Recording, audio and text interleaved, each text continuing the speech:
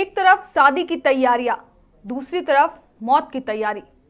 एक तरफ social media पर मुस्कुराती तस्वीरें, दूसरी तरफ पुलिस के मुताबिक महीनों से रची जा रही कथित साजिश। एक तरफ परिवार अपने बेटे के हाथ पीले करने के सपने देख रहा था, दूसरी तरफ उसी बेटे की जिंदगी खत्म करने की योजना बनाई जा रही थी। पुणे का चर्चित केतन अग्रवाल मर्डर केस सिर्फ एक हत्या की कहानी नहीं, यह भरोसे, रिश्तों, प्यार, धोखे, लालच और बदलती मानसिकता की ऐसी कहानी बन चुकी है जिसने पूरे देश को सोचने पर मजबूर कर दिया है। नमस्कार, आप देख रहे हैं हमारा खास कार्यक्रम मुद्दा मंच और मैं हूं चंद्रा सिंह। आज का मुद्दा सिर्फ केतन अग्रवाल मर्डर केस नहीं, बल्कि वह सोच है जो धीरे धीरे हमारे रिश्तों की बुनियाद को कमजोर करती जा रही है। क्योंकि यह मामला सिर्फ एक हत्या की कहानी नहीं सुनाता, यह हमें आईना दिखाता है। एक ऐसा आईना जिसमें भरोसे की जगह शक, संवाद की जगह साजिश और रिश्तों की जगह स्वार्थ दिखाई देता है। आज का मुद्दा इसलिए भी जरूरी है क्योंकि पिछले कुछ समय में ऐसे कई मामले सामने आए हैं जहां प्यार, शादी या रिश्तों के नाम पर अपराध हुए। सवाल सिर्फ यह नहीं कि आखिर हत्या किसने की, सवाल यह भी है कि आखिर ऐसी मानसिकता पैदा क्यों हो रही है। क्या हम रिश्तों को निभाने की कला खोते जा रहे हैं? क्या सोशल मीडिया की दिखावटी दुनिया ने हमारी सोच बदल दी है? और क्या हम अपने बच्चों को मुश्किल रिश्तों से सम्मान पूर्वक बाहर निकालना सिखा रहे हैं या भावनाओं को दबाकर जीना? यही वजह है कि आज की यह चर्चा सिर्फ एक केस तक सीमित नहीं है, बल्कि उस बदलते समाज की पड़ताल है जिसके असर से शायद कोई भी परिवार अछूता नहीं है। जब इस मामले की शुरुआत हुई तब इसे एक हादसा समझा गया, लेकिन जैसे जैसे पुलिस जांच आगे बढ़ी वैसे वैसे इस कहानी की परतें खुलती चली गई। हर नया खुलासा पिछले खुलासे से ज्यादा चौंकाने वाला था। पुलिस की जांच, डिजिटल सबूत, मोबाइल डेटा, घटना स्थल का रिक्रिएशन और पूछताछ, हर कड़ी अब उस कथित साजिश की ओर इशारा कर रही है जिसे जांच एजेंसियां कई महीनों से रचा गया प्लान बता रही है। पुलिस के मुताबिक केतन अग्रवाल और सिया गोयल की शादी नवंबर में तय थी। दोनों परिवार में खुशियों का माहौल था। शादी की तैयारियां चल रही थी, तस्वीरें खिंच रही थी, भविष्य के सपने बुने जा रहे थे। सोशल मीडिया पर दोनों की मुस्कुराती तस्वीरें थी। कुछ समय पहले ही सिया का जन्मदिन भी मनाया गया था। परिवार और दोस्तों के साथ जश्न की तस्वीरें सामने आई। तस्वीरों को देखकर शायद ही कोई यह अंदाजा लगा सकता कि पुलिस जिस कथित साजिश की बात कर रही है उसकी पटकथा उसी समय लिखी जा रही थी। बाहर से सब कुछ सामान्य दिखाई दे रहा था, लेकिन जांच एजेंसियों के मुताबिक पर्दे के पीछे कहानी बिल्कुल अलग है। जांच में सामने आया कि इसी दौरान सिया का कथित प्रेम संबंध चेतन चौधरी से था। पुलिस का दावा है कि दोनों एक दूसरे के साथ भविष्य देख रहे थे, लेकिन चेतन शादी के लिए तैयार नहीं था। वह पहले अपने करियर में स्थापित होना चाहता था और कथित तौर पर उसने सिया से 3 साल इंतजार करने की बात कही। दूसरी ओर सिया की शादी केतन से तय हो चुकी थी। यहीं से पुलिस के मुताबिक उस कथित साजिश की शुरुआत हुई जिसने एक परिवार की खुशियां हमेशा के लिए छीन ली। जांच एजेंसियों के अनुसार फरवरी से ही कथित प्लानिंग शुरू हो गई थी। इंटरनेट पर हत्या के तरीके खोजे गए। पुलिस का दावा है कि दोनों ने कई बार पुणे के पास स्थित लोहागढ़ किले का दौरा किया। वहां कथित तौर पर घटना स्थल का निरीक्षण किया गया, रास्ते देखे गए, यह समझने की कोशिश की गई कि अगर घटना को अंजाम दिया जाए तो वह हादसा कैसे लगे। इतना ही नहीं, पुलिस के मुताबिक पूछताछ के दौरान क्या कहना है, किस तरह जवाब देना है और शक से कैसे बचना है, इसकी भी पहले से तैयारी कर ली गई थी। जांच में यह भी सामने आया कि हत्या से पहले दोनों की एक कैफे में मुलाकात हुई थी। पुलिस इस मुलाकात को भी जांच का अहम हिस्सा मान रही है। कैफे के सीसीटीवी फुटेज, मोबाइल लोकेशन और डिजिटल रिकॉर्ड की जांच की जा रही है ताकि यह पता लगाया जा सके कि उस मुलाकात में क्या चर्चा हुई और कथित योजना को अंतिम रूप कैसे दिया गया।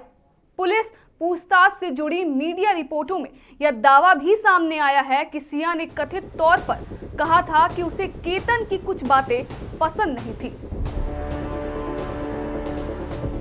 रिपोर्टों के अनुसार उसने यह भी कहा कि केतन के सिर पर बाल कम थे और वह थोड़ा हकला कर बोलता था।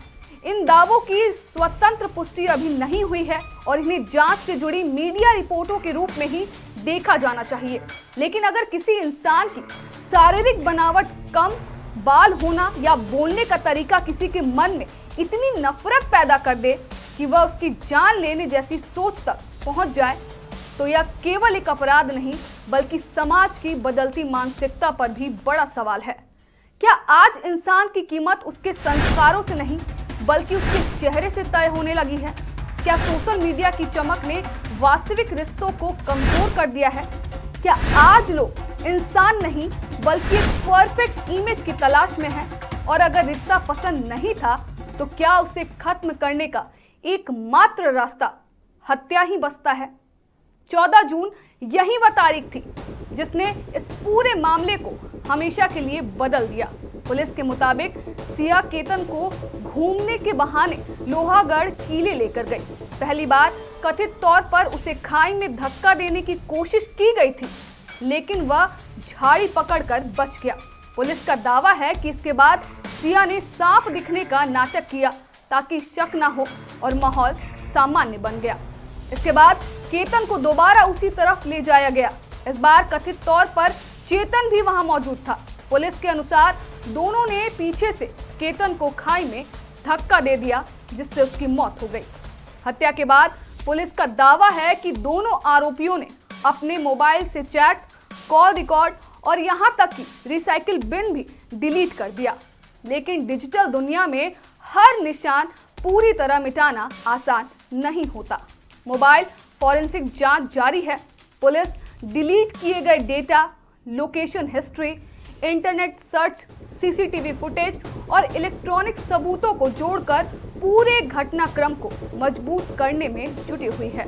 दोनों आरोपियों को घटनास्थल पर ले जाकर क्राइम सीन रिक्रिएट भी कराया गया ताकि घटना की हर कड़ी को समझा जा सके। इस पूरे मामले के बीच एक और बयान ने लोगों का ध्यान खींचा।